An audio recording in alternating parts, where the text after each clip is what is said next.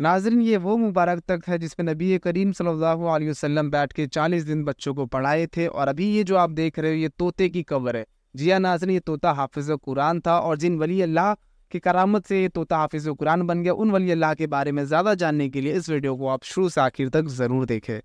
अस्सलामु अलैकुम नाज़रीन, मैं मुशाहिद शेख हाजिर हूँ फिर एक नई वीडियो के साथ। और आप सभी को पता है कि मेरा अहमदाबाद की दरगाह शरीफ का सीरीज़ चालू है, तो आज मेरी हाज़िरी हुई अहमदाबाद की बहुत ही मशहूर और मारूफ दरगाह शरीफ शाह आलम में। आप देख सकते हो पीछे सरकार का आस्थाना है, बहुत ही करामाती दरगाह शरीफ है, बड़े पाए के बुजुर्ग है। तो आज के इस वीडियो में हम दरगाह शरीफ की ज़ियारत करेंगे और हज़रत की जो भी हिस्ट्री मुझे मालूम होगी मैं आप लोगों तक शेयर करूँगा। और यहाँ पे बहुत सारी चीज़ें तबरुक रखी गई है, जैसे कदम रसूल सल्लल्लाहु तआला अलैहि वसल्लम रखा गया है यहाँ पे, और हुज़ूर नबी करीम सल्लल्लाहु तआला अलैहि वसल्लम जिस तख्त पर बैठ के 40 दिन तक बच्चों को पढ़ाए थे, वो पीछे आपको दिख रहा रहेगा, वो शाही मस्जिद है। और शाही मस्जिद में तख्त रखा गया है, और शाह आलम के स्थान के करीब हाफिज़ तोते की भी मज़ार है। तो ये सारी चीज़ें आज के इस वीडियो में हम देखेंगे। तो नाज़रीन, अगर आप लोग मेरे चैनल पे न्यू हो, मेरे चैनल को सब्सक्राइब कर दे, वीडियो को लाइक कर दे। चलते अभी अंदर दरगाह शरीफ में, दरगाह शरीफ की ज़ियारत करते हैं, हिस्ट्री और जो भी यहाँ की करामत है वो सारी चीज़ें आज के इस वीडियो में हम सुनते हैं।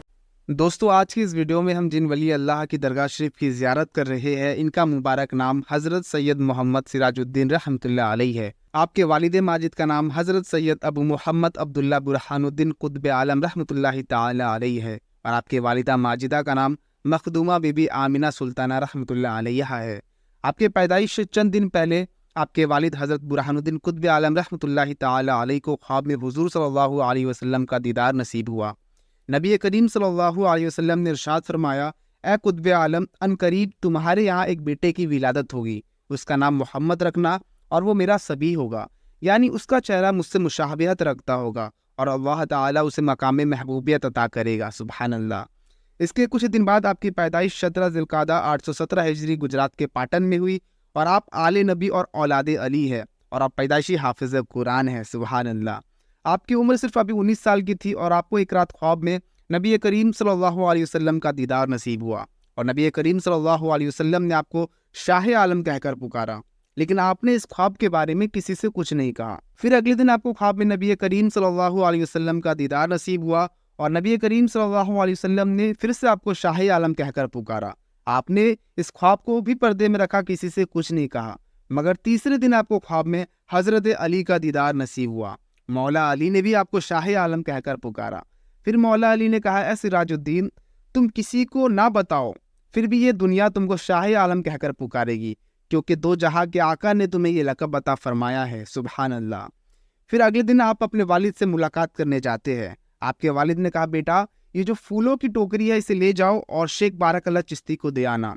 तो वालिद के हुक्म पर शाह आलम फूलों की टोकरी को लेकर शेख बारकल्ला चिश्ती की बारगाह में हाजिर होते हैं।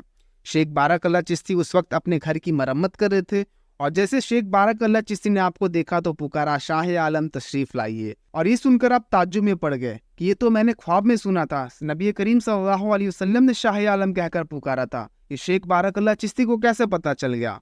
बारकल्ला चिश्ती ने अपने खादिम से कहा, वो जो हांडी चूल्हे पे गर्म हो रहा है उसे ले आओ, और उसे अपने सर पर रखना, और शाह आलम के साथ चले जाओ, और जहां पर तुम्हें हर जगह से शाह आलम का आवाज़ और सदा सुनाई दे, वहां पे रुक जाना, और ये हांडी शाह आलम के हवाले कर देना, और वहां से लौट आना।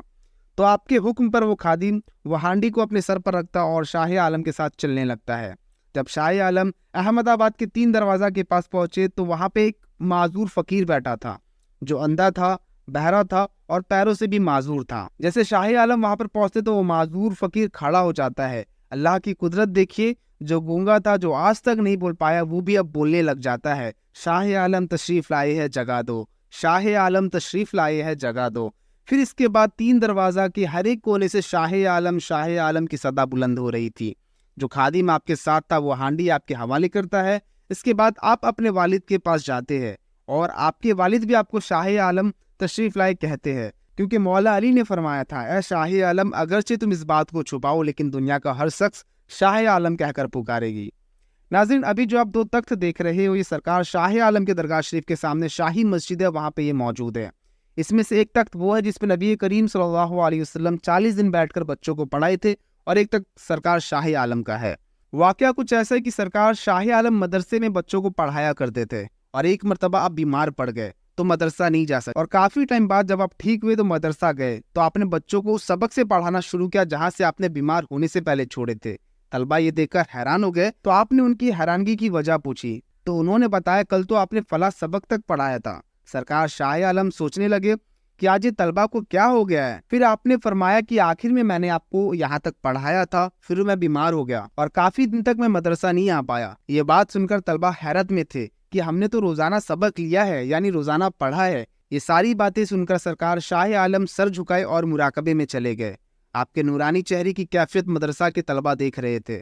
پھر آپ نے مراقبے سے سر اٹھایا اور جلدی سے اس تخت سے نیچے اترے جس تخت کے اوپر آپ بیٹھے تھے اور اس تخت کو بوسہ دیا اور طلبہ سے کہا کہ تم لوگ اپنے قسمت پہ ناز کرو کیونکہ تمہیں حضور صلی اللہ علیہ وسلم نے پڑھایا ہے۔ اس واقعے کے بعد اس تخت مبارک کو جس پہ حضور صلی اللہ علیہ وسلم نے تشریف فرما ہو کر طلبہ کو درس دیا، ادب کے ساتھ ایک طرف رکھ دیا گیا اور پھر سرکار شاہ عالم کے لیے دوسرا تخت لایا گیا اور آپ کے وصال کے بعد دونوں تخت کو مسجد کے کونے میں لٹکا دیا گیا۔ جب آپ یہاں پہ تشریف لائے تو اس تخت کے نیچے 2 رکعت نفل نماز پڑھے اور دعا مانگے، انشاءاللہ اللہ نے چاہا تو آپ کی ساری جائز منتیں مرادیں پوری ہوگی۔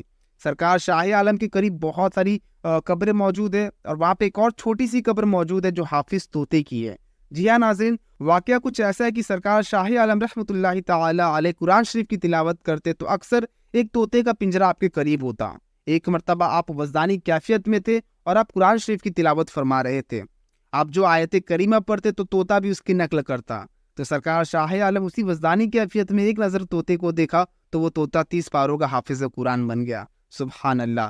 تو ماشاءاللہ ناظرین، آپ شاہ عالم کی کرامت دیکھ سکتے ہو اور ایسی بہت ساری کرامت ہے شاہ عالم کی۔